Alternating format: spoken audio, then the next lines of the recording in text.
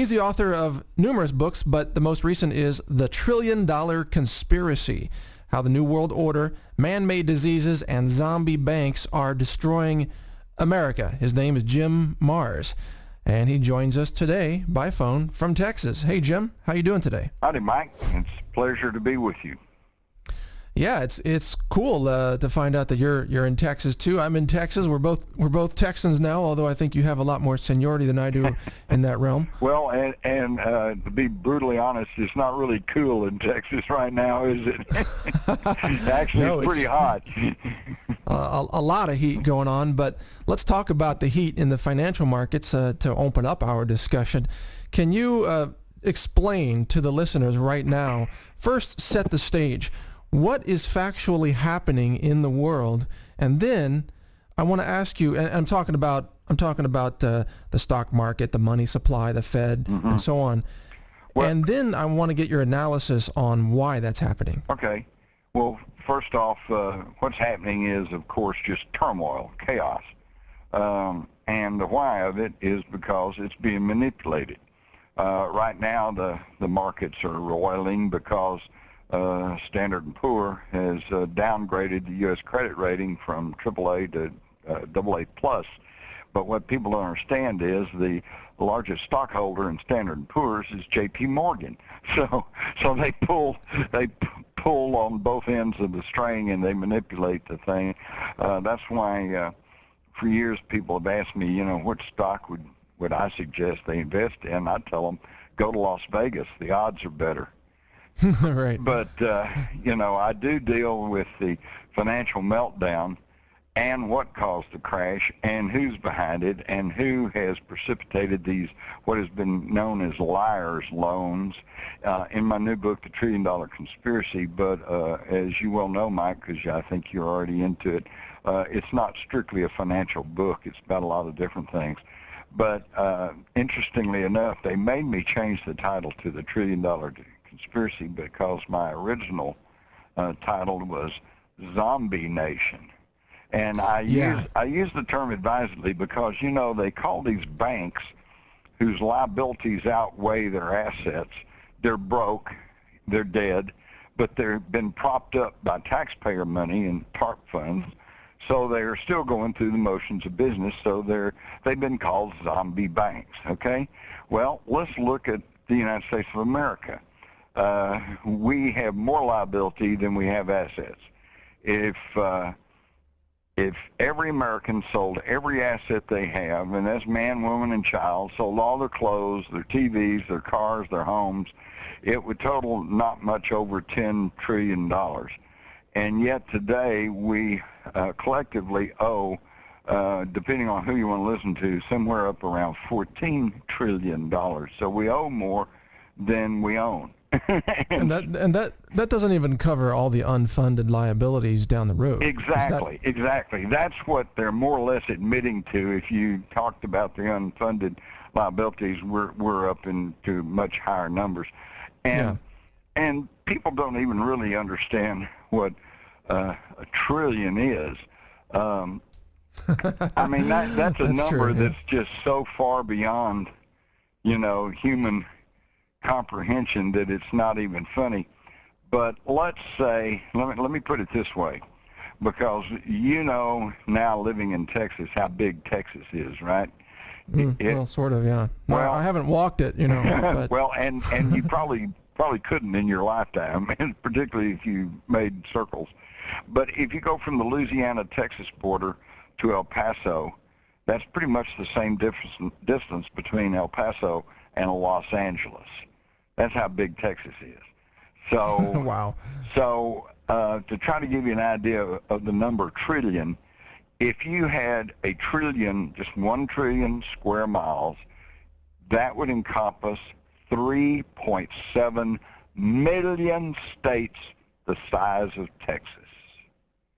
Wow. That's just an unimaginable number, isn't it? So, yeah, it's incomprehensible to most folks. Yeah, and yet we owe trillions, and worse yet, our current financial situation, of course, is totally based on the Federal Reserve System, which is neither federal nor does it have any reserves. It is 12 banks that are owned by private banks, which are in turn owned by private citizens, many of whom are not even U.S. citizens. And they totally can, by controlling, expanding or contracting the interest and money supply, they totally control our economy. And yet, when since its inauguration in 1913, there has never been a comprehensive audit of the Federal Reserve System. We don't know what they're doing or how they're doing it. In fact, in 2009, when Bern Bernanke, the chairman of the Federal Reserve Board of Governors, was asked by Congress, what have you done with our money? He says, well, we're a private concern. That's proprietary information. We don't have to tell you that. But now we have found out. We have found out some, but thanks to Ron Paul and others that have been trying desperately to get some figures, and they've finally pried some information out of the Fed. And what we find is they have sent $14 trillion of our tax money overseas to prop up foreign businesses and foreign banks. Right. Come on. It's a big eye opener for people out there. But the truth is, Jim, most people, most people haven't really been able to get into this. I mean, even though your book has been very successful, it's still just like my website, it's still only read by a small portion of the total population. I mean, the vast majority of the people out there have no clue and are actually even mentally incapable, it seems, of grasping what is really happening behind the scenes. Why is food becoming more expensive? Why are their dollars not stretching as far as they used to? They don't understand the erosion of the value of the money supply, how it's happening from the Fed and the Treasury. Well, you can be the smartest person in the world, but if you don't know about something, you're ignorant about that, right? And so I think the problem comes back to the fact that the vast majority of people, and of course, obviously we're not talking about people who read my books or listen to your radio cast or go to your website. We're talking about the vast majority of other people who base their entire worldview on what they see on TV. Right. And when you start talking about TV, then you start talking about the corporate control mass media, which is now under the control of only 5 corporations, all of which have interlocking boards of directors. So actually you have a handful of people who now control everything that we see and hear. And I'm not just talking about news. I'm talking about movies, music, TV, cable, satellite, billboards, magazines, book clubs, you name it. It's all owned by this handful of people, and they only tell you what they want you to hear. In fact, it's the old adage that the freedom of the press belongs to the guy that owns the press. Of course, yeah.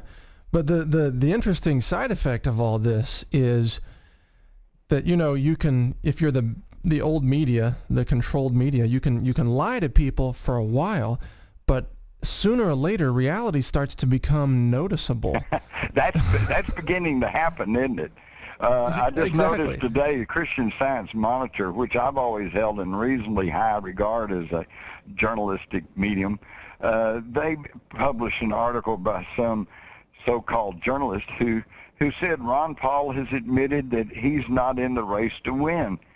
That's simply not true. I've heard Ron Paul himself say, yes, I'm committed. I'm here. We're going, I'm here to win. And so what? They just lie about it? And then I saw this, and then when I went back to their website, they had altered the article and said portions of this article have been deleted because they could not be substantiated. Yeah, oh, wow. Yeah, but it's already out there, right? And then we saw Fox News, who, when here a few months ago, when Ron Paul won the MSNBC straw vote, overwhelmingly got to huge applause from the audience, what did Fox News do? They ran a clip from 2008 where he also won the straw poll for MSNBC, but the audience was filled with Mitt Romney supporters, and there was a whole lot of booing going on, and that's what they played as if that was this year.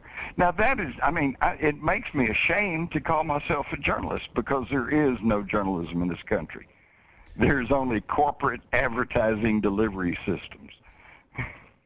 Well, I've talked with many journalists off the record, as I know you have too. Your books are extremely well researched and well cited, I should say too.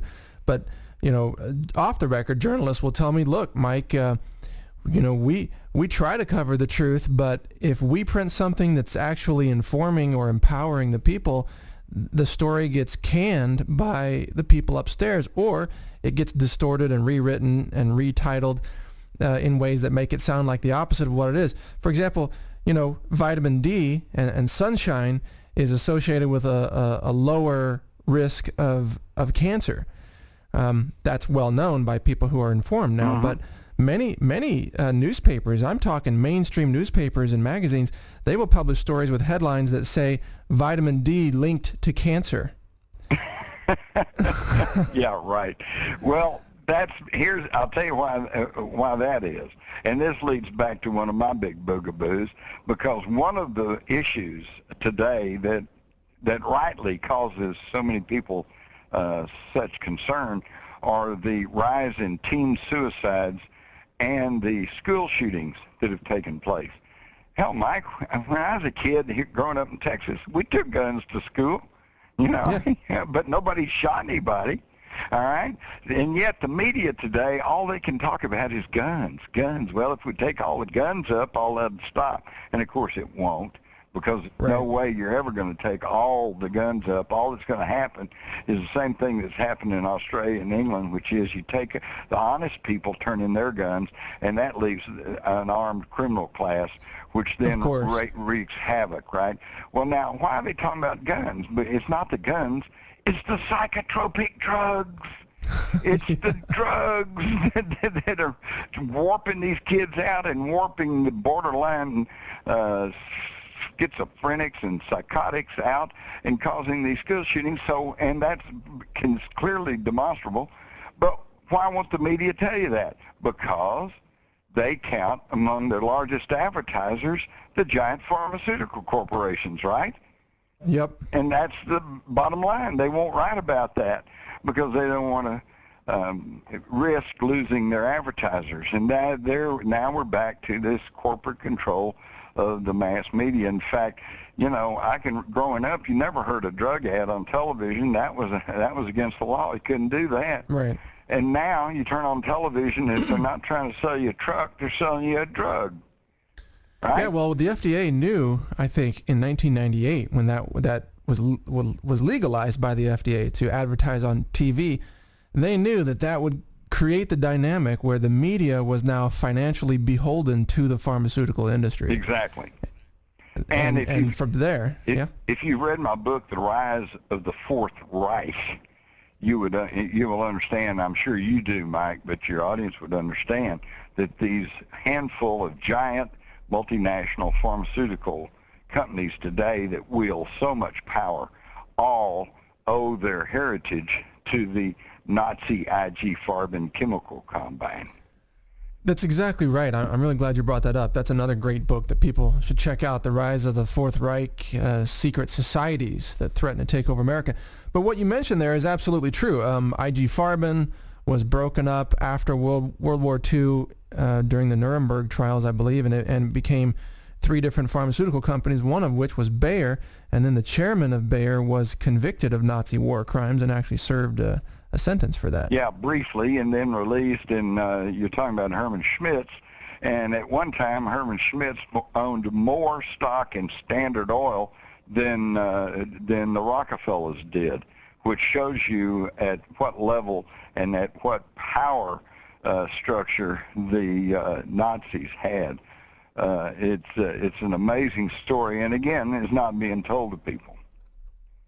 Yeah, that's what's really cool about your books, is that you reveal these threads throughout human history and also right up into the modern day.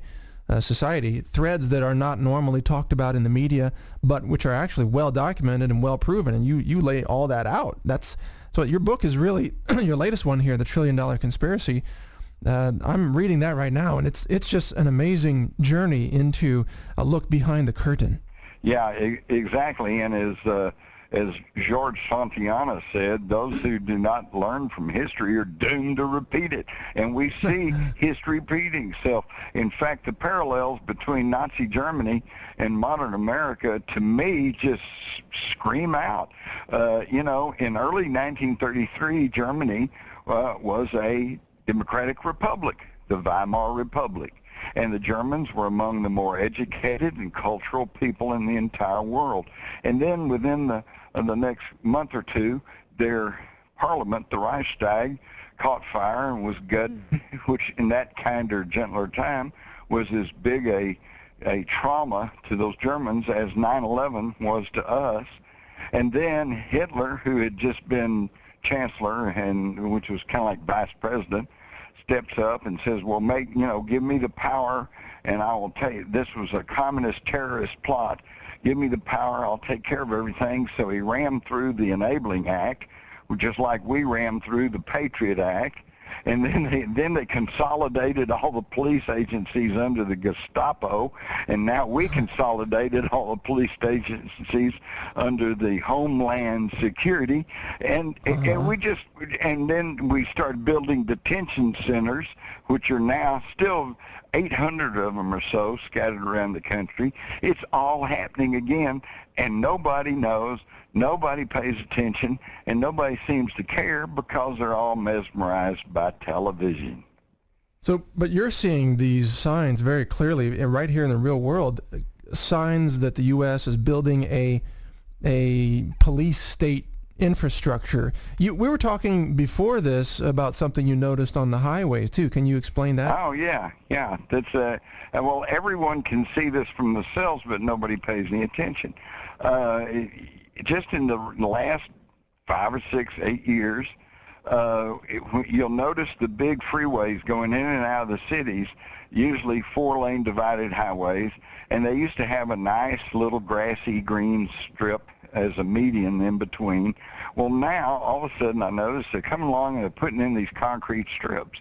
And when I just saw the concrete being laid, I thought, well, that's nice. They're putting in a bicycle path or a pedestrian path for people to walk on. But no, then they came in and they embedded these steel posts, and now they have put steel cable, not just, a little piece of wire or rope or something, to show this is don't cross here. No, these are steel cables, and that miles and miles and miles of them on all these freeways leading in and out of the city. And what's that all about? Especially at a time when the cities and counties are so broke and they're having to jump through hoops trying to get more money, and they're trying to cut services, and yet they're spending millions of dollars putting in these solid metal posts and steel cables on the freeways coming in and out of the cities. What's that about? Well, I'll tell you. It's about so when they impose martial law and they bottle up the cities and they set up checkpoints to stop people from coming in or out of the city, and you see that up ahead, you can't turn around. You're going to be caught. So, martial law there's another concept that you and I know is coming because we've seen all of this in progress and written about it, but the average person out there just can't really even conceive of martial law happening in America. They think that's what happens in other countries. Right. But not in America. But it's coming. How can you help people awaken to this reality so they can look around and get prepared? Well, I'm doing all I can do, which is to put all the information down between two covers, and I've been very fortunate in that I've got a major publisher, HarperCollins, and William Morrow, and they have actually published my books, although the last one, The $1 Trillion Conspiracy, I actually experienced overt censorship, and that's kind of bothering me, but at least the information is out there. But now, you ask, how can you wake people up? And Mike, that's like, that's remember the old line about you can lead a horse to water, but you can't Yeah. make him drink. You know, we can present, you're presenting the information, I'm presenting the information, but if they don't want to drink, you can't make them drink. So, but I think that it's incumbent upon everyone who is awake at this point and does understand what's coming up. It's very incumbent upon them to start trying to wake up their neighbors. Now, you don't want to do that. You don't want to be preachy, because nobody likes to get preached at, and you don't want to argue with people because nobody wants to be argued with. But you can start mentioning and bringing up the issues and trying to get people to think. For example, why don't you just ask all your friends and neighbors and relatives, hey, if we're supposed to believe that there's this evil international gang of terrorists trying to destroy our country and slip weapons of mass destruction into our cities, why have they not done one substantial thing to secure our borders? Get them to think about that. And then since it's all based on fear of terrorists, which all goes back to the attacks of 9/11, just ask them, hey, well, tell me this. How does 2 airplanes crashing bring down 3 buildings? You know? Oh, yeah. One of them World didn't Trade get Center hit by an 7. airplane at all. How did it come down? I want to ask you about Building 7 here, but first, you reminded me of a question here about terrorism. Janet Napolitano has just put out a new video, Homeland Security video, another version of the if you see something, say something. But the last 2 or 3 videos, including this one, are all featuring white terrorists. Right, exactly. I saw this one, and the guilty parties are a white cab driver and a well-dressed white woman. Whoa, wait a minute. So I guess everybody is now suspect. See, fear your neighbors. And I'll tell you something. A few years ago, I have a copy of a how to recognize a terrorist that was put out by the Texas Department of Public Safety. And I have a copy of that brochure. And in that brochure, it says such gems as this. Terrorists will travel with women and children to hide their identity. They will smile and try to be pleasant. They will be neatly dressed and act like they like the police. You know, but God, give me a break here. What are they doing? You know, it's like fear everybody. You know, guy sitting next in the theater. You know, if he's dark hued, he's suspect. Now if he's light hued, he's suspect.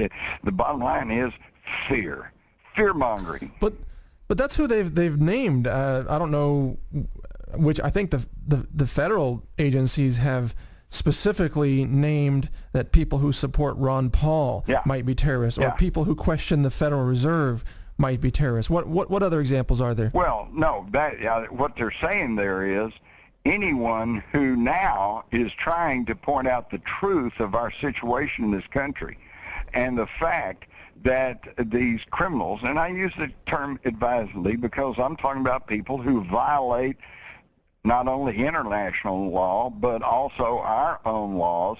They are now in control of the government. And now they are very fearful, because if the people were to wake up and realize, well, I'll put it in the words of George Herbert Walker Bush, who back in the 90s told Sarah McClendon, that old curmudgeon reporter for the White House, and she published it in her newsletter. He told her, he said, Sarah, if the American people ever find out what we've done to them, they're going to chase us down the street and hang us from the lamppost. And that's true. It's exactly true.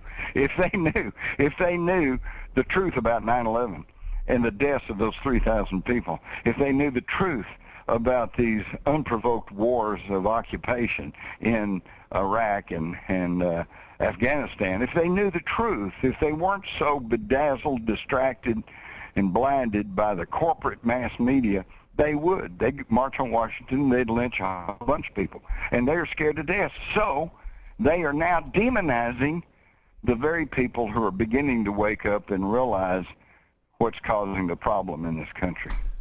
Yeah, a great example of that was the recent debt ceiling negotiations and that whole fiasco. And you know, the Tea Party members were saying, we have to radically cut spending and get our budget under control. Now, they have been called terrorists for demanding that we balance our budget. Yeah, exactly. Yeah, a balanced budget. Holy cow. What terroristic activity is that? Now, wait a minute. Okay, now, I realize a lot of people, myself included, do not understand all this complicated economics and, assets, liabilities, gains, da-da. Okay, but it's just simple, folks. If you have $1,000 in the bank and you owe $10,000, you got a problem. And the solution to that problem, obviously, is not to go out and borrow more money. You need to start cutting back on your expenses and paying down your debt. And yet when you say that in terms of the U.S. debt, which is now unredeemable, there's no way we'll be able to pay it off because we're paying, it's taken everything that we can siphon out of our economy just to pay the interest on the national debt. So we'll never get out from under it unless we default. So, well, let me ask you that. Where does this go? I mean, I really want to put you on the spot here and ask you for your best assessment. I mean, I know you don't have a crystal ball or anything, but in your best assessment, how does this conclude? Because we know it's not sustainable. What happens? What kind of timeline? Oh, well, I don't know the timeline because that's the only place I've really been a little bit off. I mean, you can go all the way back to when I was just a reporter for the Fort Worth Star-Telegram back in the 60s and 70s, and I was trying to tell people then that Kennedy was killed as a result of a conspiracy. Criminals had gained control over the federal government. It was expanding beyond all, redemption. And of course, I was just a conspiracy theorist. And yet, everything I ever said, I said, Vietnam's a disaster. It's going to end badly. I said, Nixon was a crook. And I was just a conspiracy theorist. But looking back in hindsight, everything I ever said was true. The only thing where I was off was just time frame. It took longer. Right. Things looked. I thought we'd be into George Orwell's 1984 in 1984. But it's taken into the new millennium for us to really get heavy into this Orwellian society. But now, how's it all going to end? Well, I see we are on a converging pathways, okay? And things are speeding up, and we're all rushing pell-mell into the future, and we're going to hit this intersection. And from that point, we can go one of two ways. Either things are going to get so bad, and people are going to get so fearful and so dumbed down and so apathetic and so distracted and befuddled that they're going to give up, and we're going to have a true Orwellian society, police state, where the police come and they'll be judge, jury, and executioner, and they're fast becoming that way right now. And we'll lose all sense of individual liberty, individual privacy, and we will definitely go into this 1984 type totalitarian society with the cities turned into giant concentration camps where you have to show your ID, every block. You have to be scanned every time you do something. Or we can begin to wake up enough of the population to where we hit a tipping point and people begin to realize that's not the future they want. And then they start taking control at the local level. They take control over their local school boards, their local city councils, their local county government, and then they start throwing off the yoke of tyranny, just like the sheriff did in Montana, who publicly said that any federal officer who came into his county and tried to take actions that would violate the Constitution of the United States of America or the Constitution of Montana, he would have his deputies escort them out of the county. And this is what we need to do. But of course we saw, the fledgling efforts are being made. I don't know if you ever were here in Texas, Mike, when the House passed a new law that was going to call for jail time and heavy fines for TSA agents who put their hands on your sexual genitalia, Sure. right? Yeah. We covered that passed story. 30 of the 31 senators said they would sign it, and Governor Rick Perry even indicated he would sign it, and yet the Justice Department came down and basically said, if you pass this law, we're not going to let any flights come in and out of Texas, and we'll just declare Texas a no-fly zone. And and they caved in. They caved in. Thanks to David Dewhurst and some of those jerks down there that are just nothing but New World Order pawns. And, you know, if I'd been in charge down there, I would have said, well, that's fine. Go ahead and declare us a no-fly zone. And if you do that, then we're going to take all the IRS money that flows into Texas, and we're not going to send it to Washington. We'll just hold it here in Texas. I mean, whatever happened, I mean, if any state was going to stand up to the feds, I would have thought it would be Texas. I know, but see, you have to understand, Texas has been infiltrated since after World War II, when the Rockefellers came down here and started buying up large tracts of land, hoping to get a monopoly over uranium, because at that time, they saw nuclear power as the definite wave of the future, and they were going to get a lock on all the uranium, so they'd have a monopoly just like they've had over petroleum since the 1800s, okay? And then they brought in their carpetbagger buddies like the Bushes.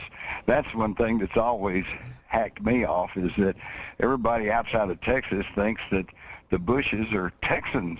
Well, they're no more Texans than I'm a New Yorker. They're Yankee carpetbaggers from Connecticut. And why did they leave Connecticut? Because the old man, Prescott Bush, was actually prosecuted in late 1942, the middle of World War II, for being nothing but a financial front man for Hitler and the Nazis. And the people in Connecticut knew this, so they bailed out, came to Texas, and bought their way in to the oil business. And now they have a whole airport named after them in Houston. Oh, yeah, now we got airports and highways, and we got George W. Bush Freeway over in Dallas. It just makes me sick. I love it. Every time I used to fly into Houston, the first thing I would get off the plane from Ecuador, first thing I would hear would be, welcome to the George W. Bush Intercontinental Airport. The terror threat level is now orange. That's right. Be afraid. Be very afraid. That's the first thing you hear. But keep buying. Keep consuming. It's incredible. I mean, welcome to 1984. That's it. Big time. That's it. Absolutely. And if you've, I don't know how long it's been since you've read George Orwell's 1984, but you might recall that in that 1984 Orwellian society, everything that was bad, everything that happened was blamed on Goldman. Goldman did it. Goldman was behind everything, and yet, strangely, they never could quite catch up with Goldman, you know. Goldman was Osama bin Laden. You know, right? But since the fictional bad guy, yeah. But since bin Laden died, probably of natural causes, in late 2001, they could only drag that out for about 10 years, you know, and then they had to finally say, well, we got him, but well, we threw his body in the ocean, you know. We didn't want anybody to, you know, to see it. I got to ask you, though, Jim, how is it that people buy that story? I mean, it's so ridiculous on its face. Okay, exactly. Navy SEAL Team 6 goes in and finds bin Laden and, by the way, his secret stash of documents that provides this excuse for the next decade to come up with whatever intelligence they want to invent. Exactly. Oh, we found it in bin Laden's lair. Right. Yeah, it was in his safe. And they grab the guy, they say, and then they toss him in the ocean so that no one can look at his body, which is completely against all the religious. Yeah, you know, and then what we're told a couple now, months later, what we're told now is that he was unarmed. Okay, in fact, you know, we were told right off officially that we were told they shot and killed his wife, and then it turned out, well, no, it wasn't his wife, it was some other woman, and she didn't die, she was just wounded, and, you know, and bin Laden wasn't armed. And then I've even heard accounts where he said he was begging for his life. Well, wait a minute. Why didn't they just take him, put him on a helicopter, fly him back to New York, put him on public trial, and show the world that the United States is a nation of law and justice?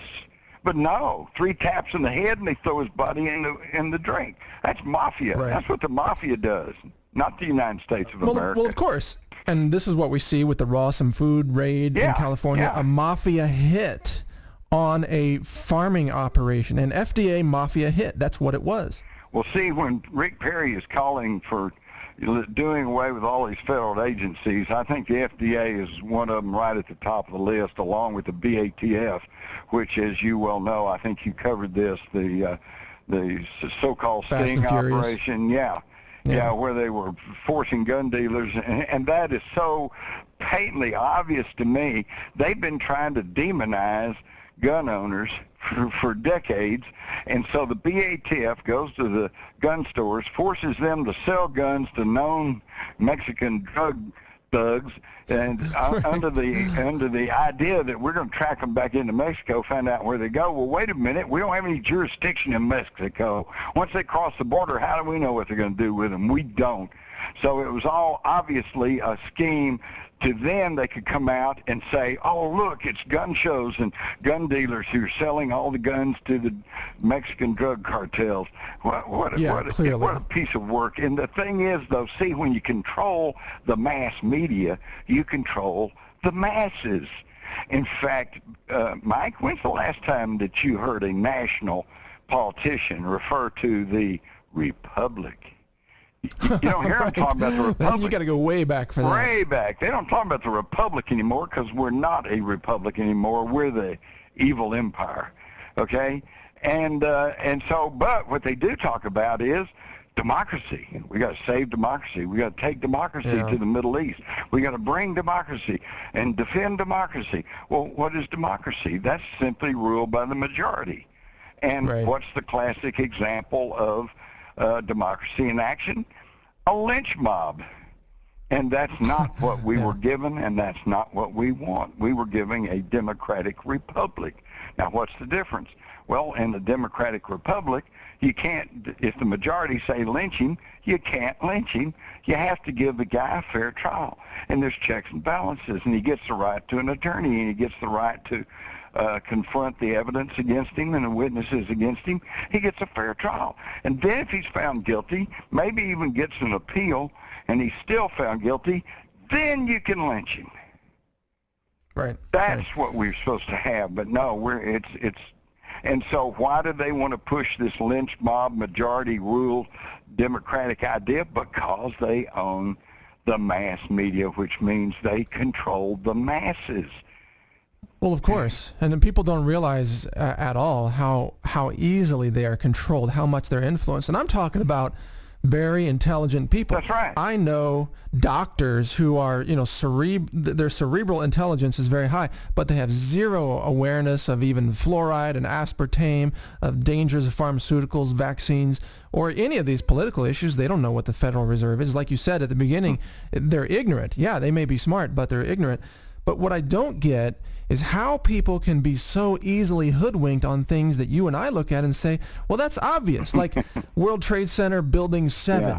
It's obvious it was demolition that brought the building down. Well, I don't know. To others, I don't know about you, Mike, but I credit my sanity with the fact that for the last 30-plus years, I've lived out here with a deep water well, and I have not been drinking fluoridated water. There you go. But yeah, you're right. And the thing is, I see very intelligent people, very awake people, very aware people today who are very concerned about the direction that our nation is taking. And yet when you bring up Ron Paul, they go, oh, well, he can't win. He's a niche candidate, and he'll never win. And I just want to shake them and say, why do you believe that? Because I know why they believe that. They believe that because the media has pounded that into their head. Yeah. And, of course, once you think that, and then you say, well, go to the voting booth, you say, well, I don't want to vote for that guy because I've already been told he's not going to win. I don't want to vote for a loser. And, of course, nobody votes for him, and nothing gets done. What if everybody said, screw the media, I'm going to vote for who I want to vote for, and all these people who've cheered and sent dollars to Ron Paul actually voted for him, but then now we hit another problem, and that is the computer voting fraud. There you go, yeah. You know, in Iowa, you know, the missing 200 votes, if those votes had counted and were for Ron Paul, he would have won. Of course. But all of a sudden, Yeah, they well, just disappeared out of the computer, you know. There's so much corruption at every level that it's almost, I mean, I don't participate in elections at all. I don't even bother to vote because, you know, but if Ron Paul's on the ballot, I'll vote for Ron Paul. Well, I've already voted for Ron Paul for president. Have you really? Yeah, 1988. He was running as the Libertarian, and I voted for him. There you go. There you go. Didn't do any good then. I guess it's not going to do any good now because people will not listen. All they listen to is the TV. That's the thing. There's this great divide now between those who watch TV a lot and those who don't watch it at all. Now, I don't watch TV at all. I don't even have cable service. The only time I even see a television show is when there's a clip on YouTube, and you know it's something important. But when I'm traveling and I'm in a hotel, I turn on the TV, and I can't believe it. I can't believe what passes for television. I know. You know, in the 50s, they wrote about TV as the vast wasteland. Man, they ought to see it now. It's incredible. It's truly a wasteland now.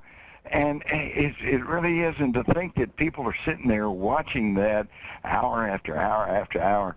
And, you know, when it comes to the top of the hour, it's not, well, we've seen that show. That was interesting. Let's turn it off. It's what's on now. And they just go click to something else. And they're pretty soon. And, you know, there's been scientific studies done to show that, you know, a lot of TV watching actually begins to rewire your brain. Yes, you know? I believe it does. Yeah, I'm sure you do too. You think that, right? And I absolutely do. I think the combination of television, of fluoride in the water, of the mind-altering pharmaceuticals, the psychotropic drugs, and, you know, just sources of propaganda, newspapers and magazines, I think this all has a combined effect to just really mold people's minds into just being sponges for disinformation. Zombies, you got it. That's true. It's absolutely amazing. And then when you try to tell them you're a zombie, they go, "Oh no, I'm taking a pill for that." Hey, there's a zombie vaccine. Everybody line up. That's right. And see, that was another thing. I guess you've noticed that. In fact, I can't remember now if I saw this on your website or not, but you remember when the Centers for Disease Control actually used the zombie metaphor, zombie apocalypse, in one of their big articles about how to prepare for an emergency. We did. We covered that story, and of course, months earlier, I put out the song called "Vaccine Zombie." Yeah, and of course, which I tried to name my book "Zombie Nation," and they made me change it.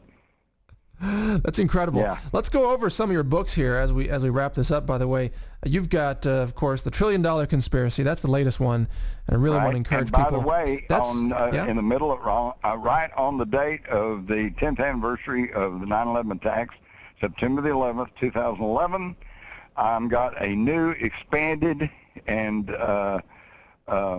updated book on 9/11 called The Terror Conspiracy Revisited, and I would strongly urge everyone to get that because it not only gives you the basic factual information about 9/11, but it puts it into a context so you can clearly understand what happened, who did it, and why. There you go. All right, folks, if you want to have your mind expanded, if you dare, to learn what really happened, check out that book, The Terror Conspiracy Revisited. Also, you've got The Rise of the Fourth Reich, the Secret Society's book. That came out, what, in 2009 or 8? 8, I believe. 8. There we go. And The $1 Trillion Conspiracy, by the way, is also available on audiobook format. I've been listening to it as an audiobook while I do my farm work. Yeah, and it just recently working. came out as a soft cover edition, a less expensive, so you don't have to pay that hardcover price. And by the way, in the soft cover edition, there's like a 20-page preface updating things and bringing things up to speed.